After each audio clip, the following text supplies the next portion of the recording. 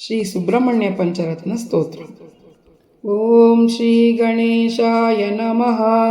ಷಡಾನನಂ ಚಂದನಲೇಪಿತಾಂಗಂ ಮಹೋರಸಂ ದಿವ್ಯಮಯೂರ ವಾಹನಂ ರುದ್ರಸ್ಯ ಸೂನುಂ ಸುರಲೋಕನಾಥಂ ಬ್ರಹ್ಮಣ್ಯದೇವಂ ಶರಣಂ ಪ್ರಪದ್ಯೆ. ಜಾಜ್ವಲ್ಯಂ ಸುರವೃಂದವಂದ್ಯಂ ಕುಮಾರಧಾರಾ ತಟಮಂದಿರಸ್ಥಂ ಕಂದರ್ಪರೂಪಂ ಕಮನೀಯಗಾತ್ರಂ ಬ್ರಹ್ಮಣ್ಯದೇವಂ ಶರಣಂ ಪ್ರಪದ್ಯೆ.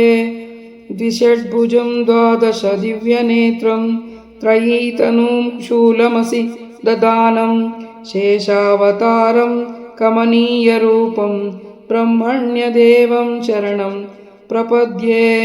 ಸುರಾರಿಘೋರಾಃ ವಶೋಭಮಾನಂ ಸುರೋತ್ತಮಂ ಶಕ್ತಿಧರಂ ಕುಮಾರಂ ಸುಧಾರಾಶಕ್ತ್ಯಾಯುಧ ಶೋಭಿಹಸ್ತಂ ಬ್ರಹ್ಮಣ್ಯದೇವಂ ಶರಣಂ ಪ್ರಪದ್ಯೆ.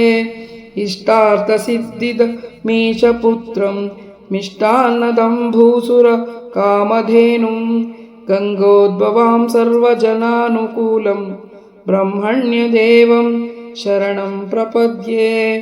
ಯಶ್ಲೋಕಪಂಚಮಿದಂ ಪಠತೀಹ ಭಕ್ತ್ಯಾ ಬ್ರಹ್ಮಣ್ಯದೇವ ವಿನಿವೇಶಿತಮಾನಃ ಸನ್ ಪ್ರಾಪ್ನೋತಿ ಭೋಗಮಖಿಲ ಭುವಿ ಯದ್ಯದಿಷ್ಟಮಂತೆ ಸಗಚ್ಚತಿ ಮುದಾಂ ಗುಹಸಾಮ್ಯಮೇವ.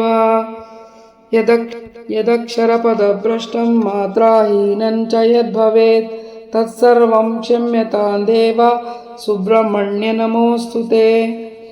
ಎಲ್ಲ ಸುಬ್ರಹ್ಮಣ್ಯ ಪಂಚರತ್ನ ಸ್ತೋತ್ರ ಎಲ್ಲ ಕೇಳಿದ್ದೀರಲ್ವಾ? ಚಂಪಾ ಸೃಷ್ಟಿಗೋಸ್ಕರ ಬಿಟ್ಟಿರುವಂತಹ ಶ್ಲೋಕ ಇದು.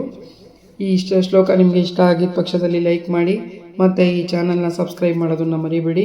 ಎಲ್ರಿಗೂ ಧನ್ಯವಾದಗಳು.